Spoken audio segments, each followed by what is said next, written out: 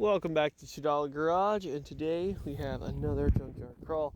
Today we have a very interesting find, and that would be the one and only Mazda Miata. Now, the Miata was born in the 1980s. This was conceived of Mazda of America by a guy named Bob Hall and the recently passed Tom Matano. Simple, lightweight, rear-wheel drive sports car like the British Roadsters of the 60s, except they didn't break down all the time.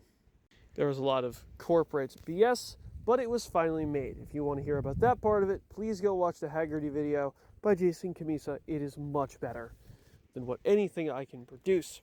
Mazda 323 engine, manual transmission, rear-wheel drive. What more do you need? Yes, it made about 120 horsepower, but that's fine. Who needs more power than that? Slow car fast. The other thought, it has a trunk. And it's not great, but it can hold things. Now here in our clapped out Miata, we do have cloth seats. And of course, the ideal transmission, a manual. Of course, not just this Roadster. The NA was made until 97. The NB was made from 98 to 04. That one did receive a turbo. But they went back to the classic NA formula.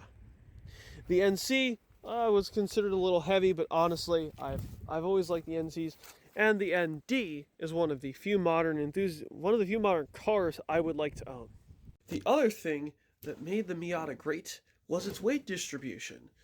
The Mazda Miata, for its entire existence, has maintained about a 50-50 weight distribution, which is an excellent formula for a sporting automobile. The other thing that the Mazda Miata retains is it is lightweight. Now, an NA weighs about 2,000 to 2,100 pounds, which that basically sounds like a go-kart by today's standards. And the NB was relatively close to the NA. The NC was a little heavier than the previous two generations, but still very lightweight, even for its time. And of course, the ND is 2,100 pounds. So a modern car is as lightweight as a 90s car. That's called a one-off. On top of this, especially with little power, it is the golden triangle for what you want in a Roadster. Lightweight, rear-wheel drive, manual. So even this poor little Mazda, this poor little Miata, that's seen a lot of things, has made an impact. And also, you can thank the Miata for keeping the manual sports car that isn't a $200,000 Porsche alive in the year of 2025. So yeah, I think we owe a lot to the Miata, and it's a pretty cool car.